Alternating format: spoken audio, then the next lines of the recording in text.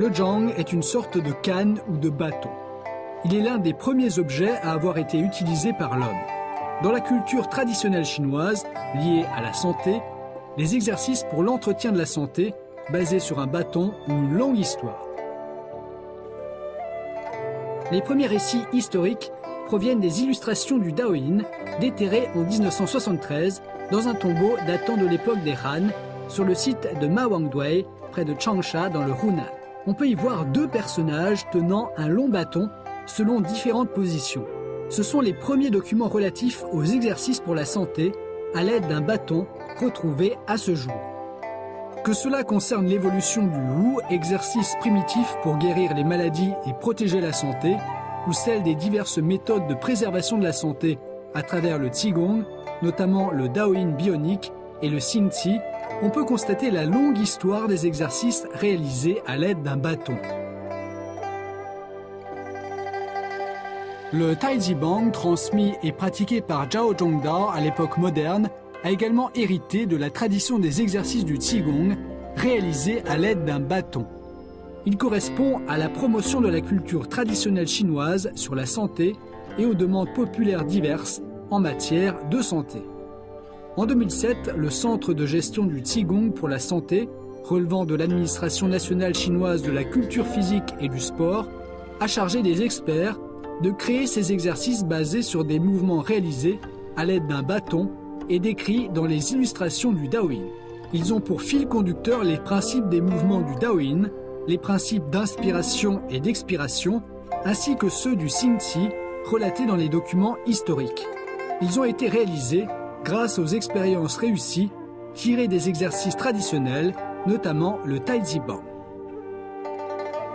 Le Taiji Yangshenjiang s'inspire des concepts de la culture traditionnelle du Taiji, entre autres l'harmonie entre le yin et le yang, l'unité entre le ciel et l'homme. Il a hérité de la quintessence des exercices traditionnels à l'aide d'un bâton, caractérisé par la coordination avec la respiration et le réajustement de l'esprit.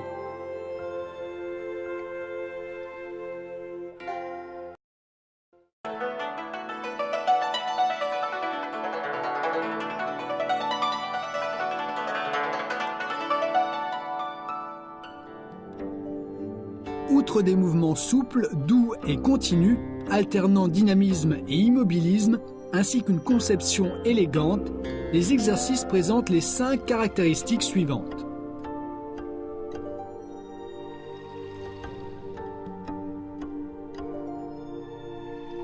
1. La cohérence du corps et de l'esprit conduite par le bâton.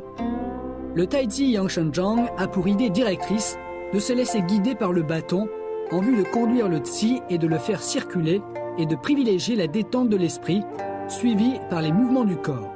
À chaque mouvement actif ou inactif, ouvert ou fermé, fléchi ou étiré, en avant ou en arrière, le Qi est activé avec la mise en mouvement du bâton et dirigé vers l'endroit désiré selon l'arrivée du bâton. Grâce au mouvement du bâton dans tous les sens, haut, bas, gauche, droite, avant, arrière, les pratiquants calment leur esprit, conduisent leur respiration grâce au mental, concentrent leur attention et harmonisent leur corps et leur esprit.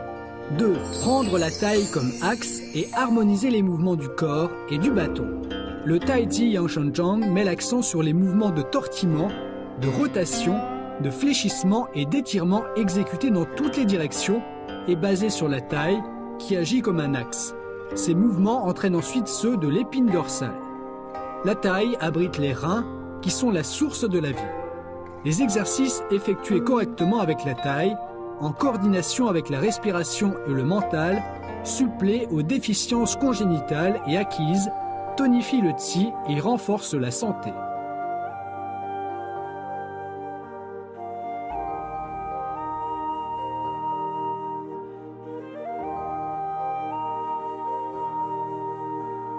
« 3. Combinaison du massage et du mouvement du bâton. Dans la pratique, le bâton amène non seulement les mouvements du corps à coopérer étroitement avec la respiration afin d'étirer plus amplement les muscles et les os, mais encore il masse les points d'acupuncture, les méridiens et les organes.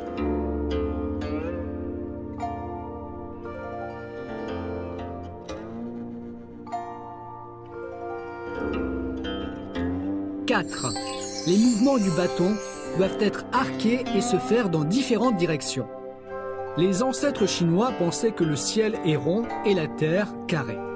Le Taiji Yanshanzhang a pour mouvements principaux des cercles doux, souples et continus. Tous les mouvements du bâton doivent être arqués. L'enchaînement doit être doux entre deux mouvements. Les mouvements s'effectuent dans toutes les directions. Ils comprennent non seulement des cercles horizontaux et verticaux, mais aussi des mouvements avant-arrière, haut-bas et gauche-droite.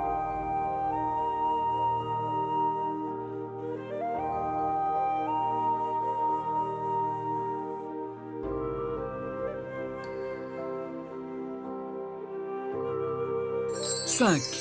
Tenir le bâton avec les deux mains. Le bâton agit comme le prolongement des bras. Il doit fusionner avec le pratiquant. Tenir le bâton avec les deux mains permet l'union entre ces deux éléments. En tant qu'axe, la taille permet le mouvement du corps entier. Le mouvement du bâton entraîne celui des membres et affecte ensuite celui des organes.